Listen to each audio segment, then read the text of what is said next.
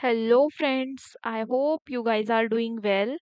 And in this video we will discuss third current affairs of 3rd of July. We will discuss all the important news with the static GK as we have already done in 1st July and 2nd July current affairs. So it is better to start this session now. So let's start with the first news. It is about Japan. Japan will launch world's first holography banknotes. Now, what is holography? तो holography banknotes का मतलब है there will be 3D printed famous personalities on their banknotes. और उसका एक example इन्होंने दिया है आइची शिबुसावा का who is also known as the father of Japanese capitalism.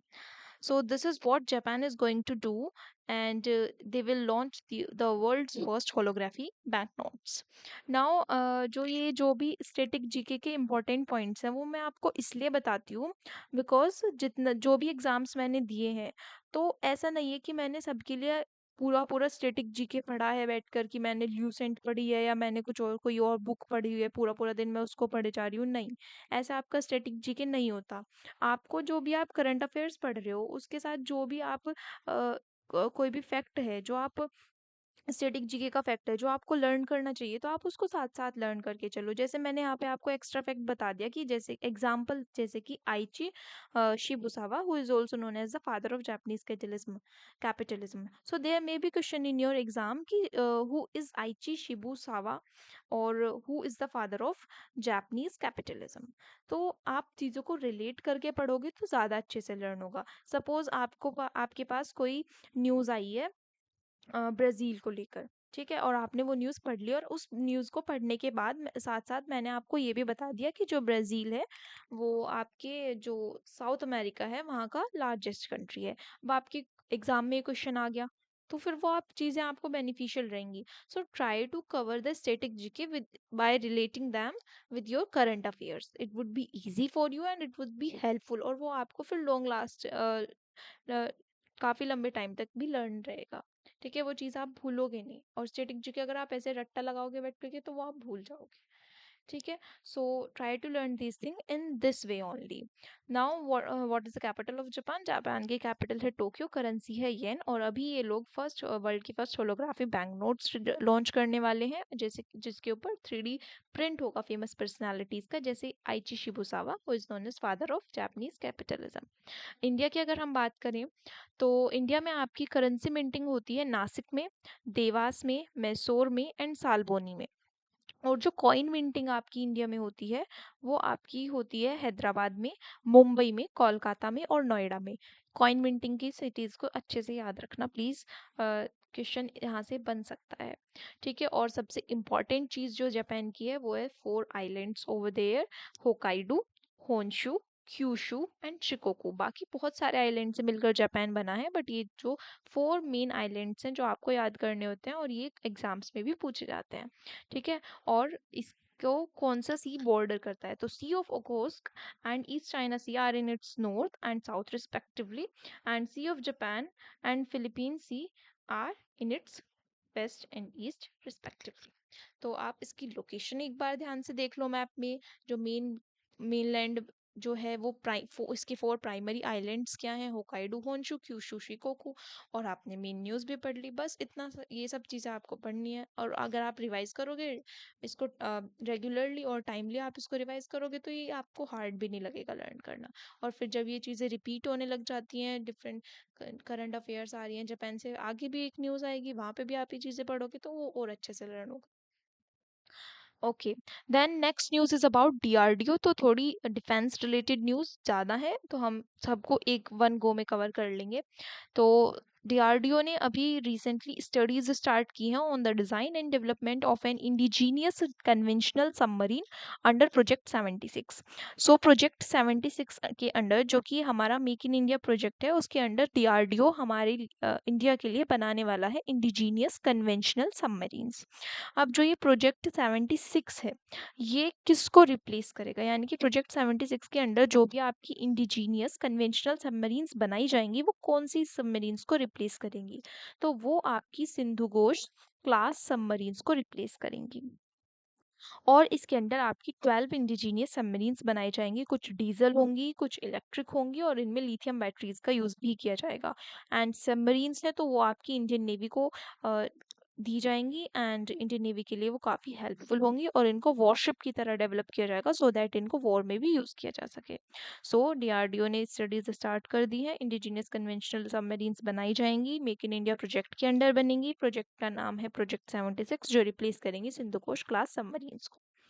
DRDO क्या है? डीआरडीओ की फुल फॉर्म बहुत बार पूछी जाती है, बच्चे कंफ्यूज हो जाते हैं, तो ध्यान रखें इसकी फुल फॉर्म को।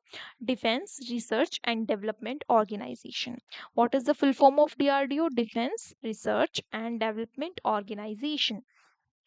ये आपका जो एस्टेब्लिश हुआ था, ये एस्टेब्लिश हुआ था 1 जनवरी 1958 को और इसके करंट हेड हैं समीर वी कामत जी। तो ये 3 फैक्ट्स हैं अबाउट डीआरडीओ जो आपको किसी भी एग्जाम में पूछे जा सकते हैं। तो अच्छे से याद रखो कि 1958 में बना था, 1 जन को बना था। Defence research and development organisation है, हेड है Sameer V Kamath ji. Next news is about the Maitri exercise जिसका 2024 में 13th एडिशन हुआ है। मैत्री एक्सरसाइज आपकी इंडिया और थाईलैंड के बीच होती है और 2024 में इसका होस्ट थाईलैंड रहा है। इसका फर्स्ट एडिशन कब हुआ था? 2006 में हुआ था। ये आप स्किप कर सकते हो कि फर्स्ट एडिशन कब हुआ था, बट 2024 का आपको याद रखना होगा कौन सा एडिशन हुआ है। 13th एडिशन हुआ है। किसने होस्ट की है? थाईलैंड ने होस्ट की है। किसके बीच हुई है? इंडिया और थाईलैंड के बीच होती है मैत्री exercise. I will make another video for all the important exercises in which we will cover all the important exercise that India conducts or hosts with another countries or its neighboring countries. Okay. Then some recent news जो चीज़ें जो अभी news में थी defence related, तो अभ्यास and under water launch UAV that is unmanned arrow vehicle, ये दोनों चीज़ें टेस्ट की हैं डीआरडीओ ने, अभी रिसेंटली टेस्ट की हैं।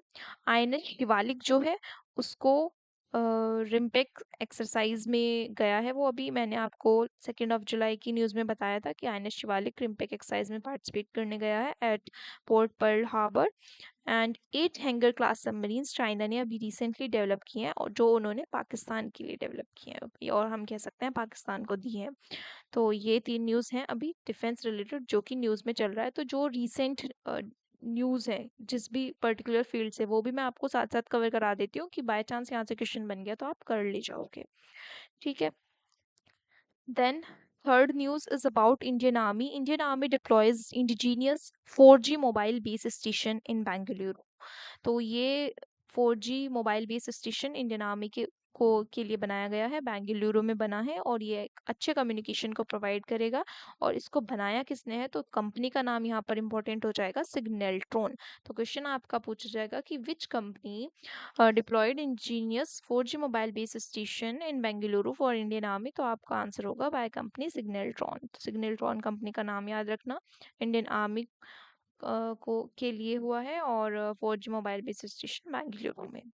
देन इस तरह का फर्स्ट ऑफ इट्स काइंड कुछ इम्पॉर्टेंट फर्स्ट चीज़ें और जो रिसेंटली न्यूज़ में थी वो है कि एक स्किन बैंक अभी रिसेंटली लॉन्च हुआ था बाय इंडिया, लॉन्च किया गया था बाय द इंडियन आर्मी। उसके अलावा फर्स्ट वुमेन चॉपर पायलट जो कि इंडियन नेवी में अपॉइंट हुई हैं वो हैं अनामिका बी राजीव जी। ये भी रीसेंट न्यूज़ है जो मैं आपको कवर करा रही हूँ। देन भीष्म जो है ये एक प्रोजेक्ट है, एयरफोर्स ने लॉन्च किया है, इंडियन एयरफोर्सेस ने।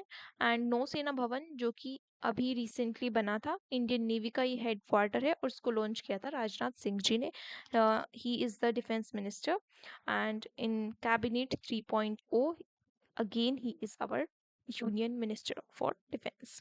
सो ये है कुछ recent news related to the defence area. तो आप इसको भी लर्न करते रहो साथ साथ, जैसे कि जो ये first of its kind skin bank वाली न्यूज़ हो गई और first women chopper pilot Indian navy में अपॉइंट हुई है अनामिका बी राजीव जी, ये दो न्यूज़ इंपॉर्टेंट है तो ये अच्छे से याद रखो। Then let's move to the next news. Next news is about Rajasthan. Rajasthan ने अभी एक स्टेट स्कीम लॉन्च की है जिसका नाम है मुख्यमंत्री किसान सम्मान निधि योजना। तो ये इन्होंने लॉन्च की है टोंक से। टोंक एक प्लेस का नाम है जो कि राजस्थान में है, वहाँ से लॉन्च की है राजस्थान सीएम ने मुख्यमंत्री किसान सम्मान निधि योजना। राजस्थान के सीएम है भजन लाल शर्मा, और जो एमपी है वहाँ के अभी रिसेंटली सीएम बने थे मोहन जी। तो आप एमपी से M for MP, M for Mohan ji याद रखना, और राजस्थान में Bhajan Lal Sharma. Please do not confuse between the two. So Bhajanlal Sharma ji ने अभी 30 जून को मुख्यमंत्री किसान सम्मान निधि योजना लॉन्च की है, टोंक रीजन से लॉन्च की है। यहाँ इसके अंडर क्या होगा, इसके अंडर जैसे कि आपकी पीएम किसान निधि योजना चलती है जो कि एक सेंट्रल स्कीम है, जिसके अंडर 2,000 रुपीज़ की इंस्टॉलमेंट 3 इंस्टॉलमेंट्स जाती हैं, यानी कि पर ईयर 6,000 रुपीज़ फार्मर्स को भेजे जाते हैं। और ये इंस्टॉलमेंट्स आपकी 3 इंस्टॉलमेंट्स पर ईयर की होती हैं। ये क्यों किया जाता है? To double the income of farmers. और ये स्कीम आपकी 2019 में लॉन्च हुई थी, पीएम किसान निधि योजना, जो अभी भी चल रही है। इसी तरीके से राजस्थान के सीएम ने एक स्कीम लॉन्च की है जो कि एक स्टेट स्कीम होगी, और वो अपने स्टेट के फार्मर्स को 2,000 रुपीज़ देंगे पर ईयर। वो भी 3 इंस्टॉलमेंट्स में देंगे, एक बार 1,000 की इंस्टॉलमेंट, देन 500 की, देन अगेन 500 की। ये भी डायरेक्ट बैंक ट्रांसफर होगा just like PM Kisan Nidhi योजना, और इसके लिए इन्होंने एलोकेशन किया है ₹650 करोड़ का। तो लर्न दिस कि राजस्थान सीएम भजनलाल शर्मा लॉन्चेस मुख्यमंत्री किसान सम्मान निधि योजना एट टोंक। कितना रुपीज मिलेगा? 2,000 rupees by the state government per year for their farmers. और पीएम किसान निधि योजना का ईयर याद रखना, सेंट्रल स्कीम है, 6,000 रुपीज पर ईयर जाते हैं, 3 इंस्टॉलमेंट्स में जाते हैं, 2,000 की। ऐसी ही एक स्कीम एमपी ने अपनी स्टेट गवर्नमेंट ने एमपी ने लॉन्च की थी for their state and for their state farmers, और उसमें भी 6,000 रुपीज़ पर ईयर का एलोकेशन वो करते हैं। सिमिलरली महाराष्ट्र ने भी इसी तरह की स्कीम लॉन्च की थी फॉर दियर स्टेट फार्मर्स। तो ऐसा एमपी कर चुका है, महाराष्ट्र कर चुका है, और अब राजस्थान ने भी ऐसी स्कीम लॉन्च की है। देन रायथू बंधु योजना तेलंगाना में आई थी, ये इंपॉर्टेंट योजना है। रायथू भरोसा योजना आंध्र प्रदेश में आई थी, ये भी इंपॉर्टेंट योजना है और स्कीम है, और जो कि एग्जाम्स में पूछी गई है। तो आप इन दोनों को लर्न कर लीजिएगा कि रायथू बंधु योजना होगी तेलंगाना में, रायथू भरोसा योजना होगी Andhra Pradesh. Now let's discuss some facts about Rajasthan. Rajasthan की कैपिटल है Jaipur, as we all know. और यहाँ पे जो कालबेलिया डांस फॉर्म परफॉर्म किया जाता है उसको यूनेस्को की लिस्ट में भी ऐड किया गया है। यहाँ पे टोटल नंबर ऑफ डिस्ट्रिक्ट हो जाएंगी 54। यहाँ पे अरावली रेंज लाई करती है, तो क्वेश्चन आ सकता है Aravalli range lies in which state, और आपको ऑप्शंस में 4 ऑप्शंस दे दिए और क्वेश्चन पूछ लिया Aravalli range does not lie in which state. तो आपको अगर पता होगी कहाँ पर लाई करती है तो आप मार्क कर ले जाओगे। तो अरावली रेंज यहाँ पर लाई करती है, जिसका हाईएस्ट पीक हो जाएगा गुरु शिखर। दिलवारा टेम्पल यहाँ पर मिलेगा, जेंट्स के लिए होता है, तो ये भी याद रखिएगा आप, बिकॉज अभी रिसेंटली सीयूईटी के एग्जाम में, सीयूईटी 2024 के एग्जाम में ऐसा क्वेश्चन आया है। उड़ीसा का एक टेम्पल है, आई थिंक आंध्र प्रदेश का श्री वेंकटेश्वर टेम्पल जो है, वहां से क्वेश्चन आया था कि वो किसके कौन से लॉर्ड को डेडिकेटेड है। तो इस तरीके से तो आप याद रखिए दिलवारा टेम्पल जो कि राजस्थान में है, जो कि जैन के लिए बना है और जैन मंदिर है। देन आपका यहाँ पर नक्की लेक देखने को मिलेगा ऑन द अरावली रेंज। यहाँ पे थार डेजर्ट देखने को मिलेगा इन राजस्थान। एंड लूनी रिवर यहाँ से आपकी फ्लो करती है। कौन सी रिवर फ्लो करती है राजस्थान से? लूनी रिवर फ्लो करती है, जो कि आपका जाके मर्ज हो जाती है कच्छ रन ऑफ कच्छ में।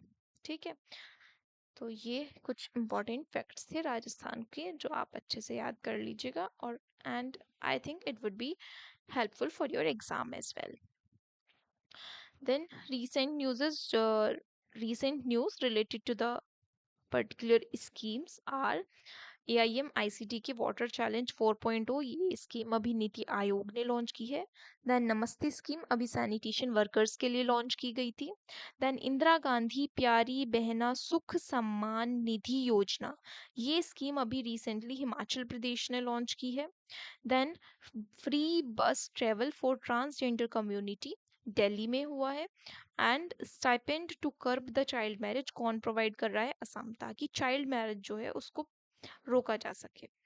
तो ये कुछ इम्पोर्टेंट स्कीम्स हैं, और वी कैन से योजना है जो कि आपकी न्यूज़ में थी, तो आप इसको लर्न कर लीजिएगा। Important one is Indira Gandhi प्यारी बहना सुख सम्मान निधि योजना हिमाचल प्रदेश में।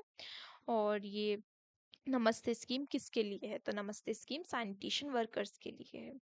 ठीक है, कि उनको भी हमें वही रिस्पेक्ट एंड ऑल ये सब चीज़ें देनी चाहिए जो हम एक कॉमन मैन को देते हैं। और इसी के लिए नमस्ते स्कीम आपकी लॉन्च हुई है। तो यहाँ से आप रायथू बंधु योजना, रायथू भरोसा योजना, आपकी नमस्ते स्कीम हो गई, इंदिरा गांधी ये वाली स्कीम हो गई, ये सब स्कीम्स हो गई। पीएम किसान निधि योजना, इसका लॉन्चिंग ईयर, कितनी इंस्टॉलमेंट आती है, ये इंपॉर्टेंट है। राजस्थान के फैक्ट्स, ये इंपॉर्टेंट है। Then next news is about C.S. Shetty, who has been appointed as SBI's new chairman, और इसको अप्रूवल दिया है FSIB ने। Now, what is this FSIB? तो FSIB है Financial Services Institution Bureau, which is an arm of central government, and they gave approval to appoint C.S. Shetty as the head of SBI. तो अभी तक कौन थे? तो अभी तक आपके दिनेश कुमार खरा थे, जिनको अब ये रिप्लेस करेंगे CS शेट्टी साहब। ये इनको दिनेश कुमार खरा को रिप्लेस करेंगे। और अब बात करते हैं SBI की। तो Calcutta bank and Bombay bank and Madras bank, ये तीनों बैंक्स मिलाकर आपका इंपीरियल बैंक बना था, जो कि बाद में इन द ईयर 1955 में क्या कहलाया? SBI कहलाया। SBI आपका ये सबसे बड़ा बैंक है SBI, ठीक है। तो ये अच्छे से आप याद रखें कि जो SBI का एस्टेब्लिशमेंट ईयर है वो 1955 है। पहले इसको इंपीरियल बैंक कहा जाता था। इसका हेडक्वार्टर मुंबई में है एज RBI। एंड इसकी टैगलाइन है the nation banks on us. इसकी टैगलाइन क्या है? The nation banks on us. इसके चेयरपर्सन अभी तक थे दिनेश कुमार खरा साहब। और यहाँ पर जो इनकी एज है वो कंप्लीट हो चुकी है, मतलब रिटायरमेंट एज इनकी आ चुकी है। 63 ईयर्स पर रिटायरमेंट होती है, तो इनको अब रिप्लेस करके CS शेट्टी साहब यहाँ पे चेयरमैन बन जाएंगे। रिसेंटली जो अपॉइंटमेंट हुए हैं वो है न्यू चीफ सेक्रेटरी का, जो कि यूपी के बने हैं, Manoj Kumar Singh, new chief secretary in UP. And deputy NSA Vikram Misri has been appointed as the foreign secretary. He will replace whom? You guys will come give the answer of this question in comment box, because ये मैंने आपको पढ़ाया हुआ है, ठीक है। One liner में पढ़ाया था ये अभी मैंने। तो NSA विक्रम मिश्री जी जो हैं वो फॉरेन सेक्रेटरी बन चुके हैं। Then next news is about center and central government, sorry। So central government ने अभी recently जो आपके सरोगेसी को लेकर कुछ रूल्स हैं उनमें अमेंडमेंट किए हैं। And they allowed for 6 month maternity leave in case of surrogacy. तो ये क्या केस है? आपका अभी तक 6 मंथ की लीव प्रेग्नेंट मदर को दी जाती थी और 15 डे की लीव दी जाती थी फादर को। तो ये आपका अभी तक रूल्स थे। अगर कोई भी मदर एंड फादर को बेबी बोर्न हुआ है तो 6 मंथ लीव प्रेग्नेंट मदर को मिलेगी अगर वो गवर्नमेंट जॉब करते हैं, और 15 डे लीव फादर को मिलेगी, ठीक है। ये रूल था। नाउ अब जो ये सेंट्रल सर्विसेज रूल हैं जो कि कब बने थे? 1972 में बने थे। इनको अब अमेंड किया गया है, और अमेंड करके इसमें कहा गया है कि जो मेटर्निटी लीव है वो सरोगेसी के केस में भी अलाउ है। कितनी मंथ की? 6 मंथ की। Now surrogate mother will also get this leave. Also 2 year leave for child care to government employ mothers. तो अभी रिसेंट डेवलपमेंट, अभी जो कोर्ट ने जजमेंट दी है उसमें ये भी था कि चाइल्ड केयर लीव भी गवर्नमेंट एम्प्लॉय मदर को दी जाती है। 2 year की लीव ये अलाउ की गई है। और उसके बाद अब जो ये जस्ट मैं अभी आपको न्यूज़ बता रही हूँ ये सरोगेट मदर के लिए, कि सरोगेसी के केस में भी 6 मंथ की मेटर्निटी लीव अब सेंटर ने अलाउ कर दी है। और ये जो डिसीजन है ये किसने लिया है? ये अमेंडमेंट किसने किया है? तो ये मिनिस्ट्री ऑफ पर्सोनल ने किया है, जिसको हेड करते हैं मोदी जी। आपकी मिनिस्ट्री ऑफ स्पेस भी मोदी जी हेड करते हैं, ठीक है।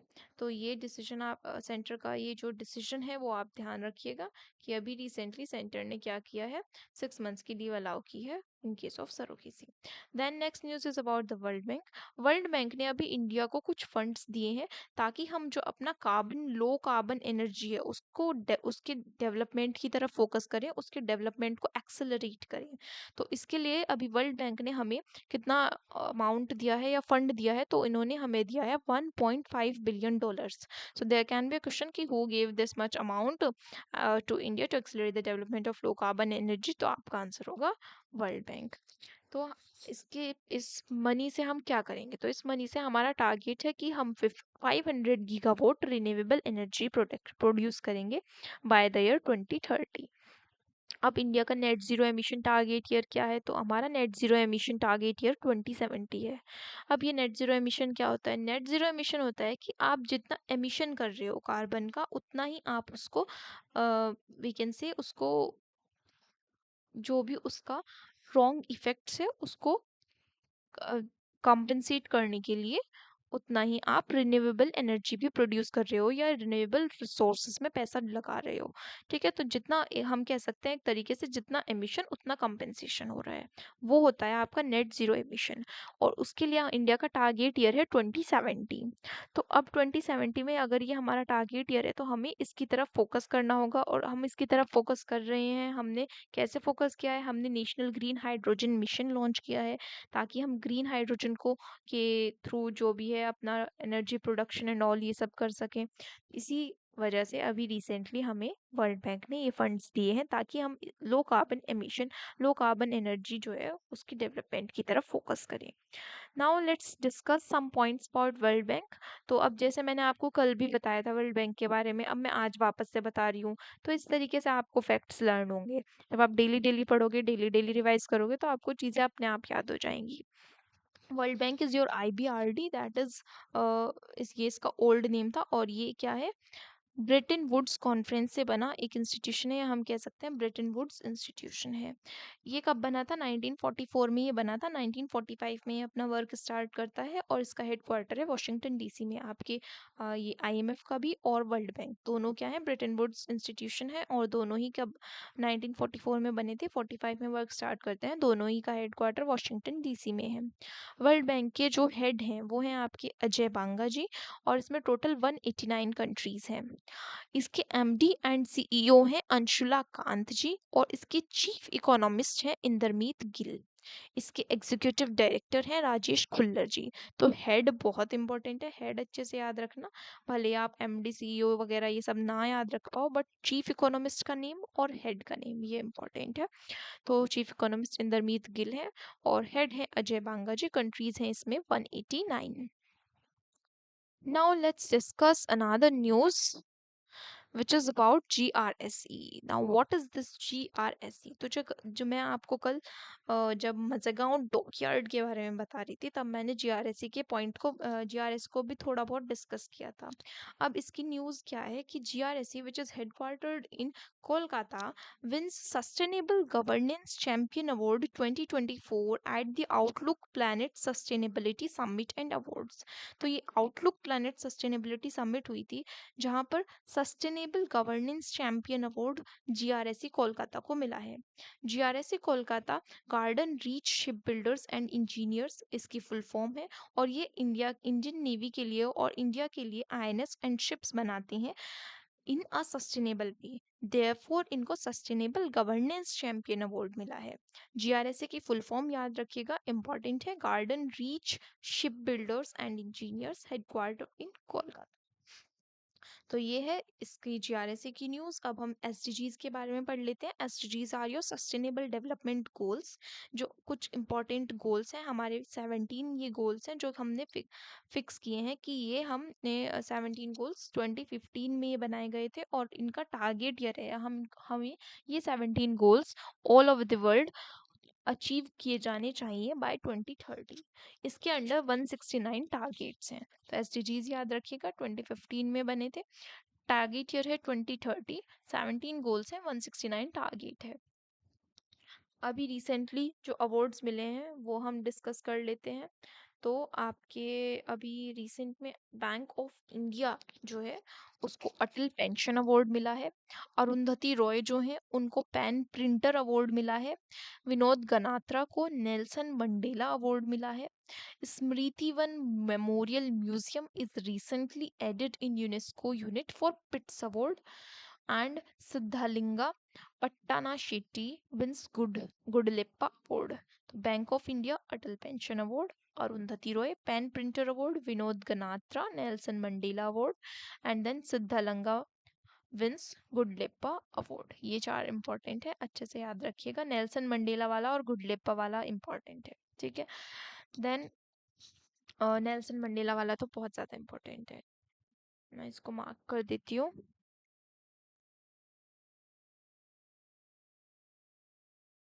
ओके, नेक्स्ट एक अभी छोटी सी न्यूज़ है, आप इसमें लर्न कर लीजिए कॉल, क्योंकि ये वेस्ट बंगाल से ही रिलेटेड है। कि जो नौका बाइच बोट रेस है वो वेस्ट बंगाल में 20 सितंबर 2024 में स्टार्ट होएगी। और ये जो बोट रेस है, एक बोट रेस आपकी केरला में भी होती है, तो आप हर मतलब बोट रेस दिखे और आप केरला आंसर मार्क कर दो, तो ऐसा नहीं होना चाहिए। आप याद रखिएगा कि नौका बाइच बोट रेस वेस्ट बंगाल में होती है, और इसके लिए डेट अनाउंस हुई है कि ये सितंबर 2024 में कंडक्ट की जाएगी। यहाँ पर जो गॉडेस ऑफ स्नेक है उनकी पूजा की जाती है, पूजा अर्चना की जाती है, जिनका नाम है मनासा, गॉडेस मनासा, उनकी पूजा की जाती है, also known as goddess of snakes. Then next news is about INS Ranveer. INS Ranveer arrives at Chattogram, Bangladesh for India-Bangladesh PASIX exercise. जैसे अभी मैंने आपको बताया कि INS शिवालिक अभी रिम्पेक एक्सरसाइज में पार्टिसिपेट करने गया है इंडिया की साइड से। इसी तरीके से इंडिया बांग्लादेश के बीच जो पासिक्स एक्सरसाइज होती है उसमें पार्टिसिपेट करने गया है आपका आईएनएस रणवीर। आईएनएस रणवीर आपका मिसाइल डिस्ट्रॉयर है, और ये गया है अंडर ऑपरेशन डिप्लॉयमेंट। कौन सा ऑपरेशन के अंडर गया है? ऑपरेशन डिप्लॉयमेंट के अंडर इसको चट्टोग्राम बांग्लादेश में भेजा गया है फॉर इंडिया बांग्लादेश पासिक्स एक्सरसाइज। और कौन सी एक्सरसाइज इंडिया बांग्लादेश के बीच होती है? तो बंगो सागर होती है, and Sampriti exercise, bongo Sagar and Sampriti exercise, ये दोनों इंडिया बांग्लादेश के बीच होती है। इंडिया बांग्लादेश के बीच जो बॉर्डर लाइन है उसको रेड क्लिफ लाइन बोलते हैं, तो ध्यान रखिएगा कि सिर्फ इंडिया पाकिस्तान ही नहीं बल्कि इंडिया बांग्लादेश के बीच की बॉर्डर लाइन को भी रेड क्लिफ लाइन बोलते हैं, जो आपकी सर रेड क्लिफ ने इसको डिमार्केट किया था, तो इसीलिए उनके नाम पर इसका नाम रखा गया रेड क्लिफ लाइन। और जो बांग्लादेश है वो लॉन्गेस्ट बॉर्डर शेयर करता है किसके साथ? वेस्ट बंगाल के साथ। Longest border shares with West Bengal. और अगर पूछा जाए, ये क्वेश्चन बहुत बार पूछा गया है कि इंडिया की कौन सी नेबरिंग कंट्री है जिसके साथ इंडिया लॉन्गेस्ट बॉर्डर शेयर करता है, तो वो भी बांग्लादेश हो जाएगी। Let me right this point over here, that India shares longest border with Bangladesh. ठीक है, और ये कितना हो जाएगा, कितना किलोमीटर है ये? तो ये है आपका 4096 किलोमीटर। कितना है? 4096 किलोमीटर। ठीक है, तो ये चीज़ याद रखिएगा आप कि इंडिया जो है वो लॉन्गेस्ट बॉर्डर किसके साथ शेयर करता है, और ये कितना है? 4096 किलोमीटर है, बांग्लादेश के साथ करता है। सबसे छोटा पूछ लिया गया अगर कि सबसे छोटा किसके साथ करता है, तो सबसे जो शॉर्टेस्ट बॉर्डर है वो इंडिया अफगानिस्तान के साथ शेयर करता है, और वो कितना हो जाएगा आपका? वो हो जाएगा आई थिंक 161 किलोमीटर है, ये भी ऑन पेपर है। ठीक है, और इंडिया अफगानिस्तान के बीच जो ड्यूरेंट लाइन है वो बॉर्डर बनाती है इंडिया अफगानिस्तान का। ठीक है, तो बांग्लादेश के साथ ज़रूर याद रखना। और शॉर्टेस्ट करता है किसके साथ? शॉर्टेस्ट करता है आपका अफगानिस्तान के साथ। ओके, देन जो बांग्लादेश है उसका लिबरेशन डे होता है 26 मार्च 1971 को। इंडिया ने ही जो बांग्लादेश की हेल्प की थी इसको इंडिपेंडेंट कराने में, and our Indian navy launched on operation Trident on 4 December, and therefore हम 4 दिसंबर को इंडियन नेवी डे भी मनाते हैं। तो इस तरीके से इंडिया ने बांग्लादेश को पाकिस्तान से लिबरेट कराया था, उनको इंडिपेंडेंस दिलाई थी। ठीक है, और यहाँ पर जो ऑपरेशन जो है वो लॉन्च किया गया था, ऑपरेशन ट्राइडेंट। ये कब की बात है? 1971 की बात है, and finally Bangladesh got independence in on 26 मार्च 1971। और इसको ईस्ट पाकिस्तान भी कहते हैं। ठीक है, और करंट पीएम जो है वो 5th टाइम अपॉइंट हुई है शेख हसीना जी, वो यहाँ की पीएम है जो कि अभी रिसेंटली अपॉइंट हुई है। और ये 5th टाइम है कि ये एज अ पीएम अपॉइंट की गई हैं। ठीक है, तो पीएम आप याद रखिएगा शेख हसीना जी हैं, शेख हसीना जी। ठीक है, ये अच्छे से याद रखिएगा। और बांग्लादेश का लिबरेशन डे कब है वो अच्छे से आप याद रखिएगा। Then next news is about Dinesh Karthik. Dinesh Karthik returns to RCB men's team in new role named batting coach and mentor। तो दिनेश कार्तिक जो कि अपना रिटायरमेंट ले चुके थे आईपीएल की टीम से, वो अब RCB that is royal Challengers Bengaluru को, जो कि आईपीएल की टीम है, उसके बैटिंग कोच एंड मेंटोर होंगे। ठीक है, अभी रिसेंटली आपको टी20 से रिटायरमेंट किसने लिया है वो याद रखना है। विराट कोहली ने लिया है, आपके रोहित शर्मा ने लिया है, और जडेजा, इन 3 लोगों ने टी20 से आप रिटायरमेंट ले लिया है। तो ये तीनों याद रखिएगा। और वहाँ पर player of the match and player of the tournament, ये भी मैंने आपको बताया था, जो न्यूज़ मैंने डिस्कस की थी वो अच्छे से याद रखिएगा। Then next news is about IAS officer Sujata Saunik. ये दोनों वन लाइनर्स हैं 11th एंड 12th न्यूज़ की। आईएएस ऑफिसर सुजाता सोनिक जो है वो महाराष्ट्र की फर्स्ट फीमेल चीफ सेक्रेटरी बनी है, ये याद रखिएगा। अगर आप कोई महाराष्ट्र स्टेट का एग्ज़ाम देने जा रहे हो तो उसके लिए भी इम्पॉर्टेंट हो जाता है कि सुजाता सोनिक का नाम, she is an IAS officer and she became first female chief secretary of Maharashtra. Then world's first carbon fiber passenger train has been unveiled in China और इसका नाम है सिट्रोवो 1.0। तो सिट्रोवो 1.0 जो कि एक कार्बन फाइबर पैसेंजर ट्रेन है। कार्बन फाइबर पैसेंजर ट्रेन का मतलब क्या है कि इसमें स्टील का यूज़ ना करके कार्बन फाइबर का यूज़ किया गया है इसको बनाने के लिए। तो इस तरह की ट्रेन अभी चाइना ने लॉन्च की है और ये वर्ल्ड की पहली ऐसी ट्रेन है। नाम याद रखिएगा सिट्रोवो 1.0। उसके अलावा एशिया की जो सबसे पहली हाइड्रोजन ट्रेन है वो भी चाइना ने लॉन्च की थी। अगर पूछ लिया जाए कि वर्ल्ड में पहली बार हाइड्रोजन ट्रेन किसने लॉन्च की थी तो जर्मनी ने की थी। एशिया रीजन, एशियाटिक रीजन में पूछे तो एशिया में पहली बार चाइना ने ही की थी।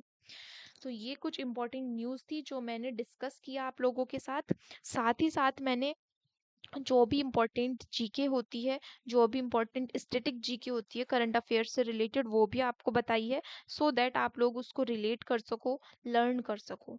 ठीक है, तो आप ये सभी चीज़ें अच्छे से रिवाइज कीजिए प्रॉपरली, टाइमली। अगर आप पढ़ोगे, रिवाइज करोगे तो आप चीज़ें लर्न कर लोगे और आपको ज़्यादा डिफ़िकल्टी भी नहीं होगी लर्न करने में। तो and I am very sorry for not uploading the videos because I was busy in my exams and all, so I am sorry for that. Baki, let's end this session over here and we will meet in the next video. I will do all the videos जो भी हमारी बची हुई है 4th of July की, 5th of July की, 6th of July की, मैं सभी videos upload कर दूंगी timely। and thank you so much, let's meet in the next video। I would be very thankful to you guys if you support my channel. If you like my videos, please do share them and share them as much as possible, and tell your friends and your siblings about this particular channel, that you guys can be uh, able to crack your exams by covering all these news and by my mentorship, as so many other students who were in my contact have cleared this exam AIL LET 2024 this year. So I hope best for you people, and thank you so much. Please do subscribe my channel and like my videos. Let's meet in the next session. Thank you guys.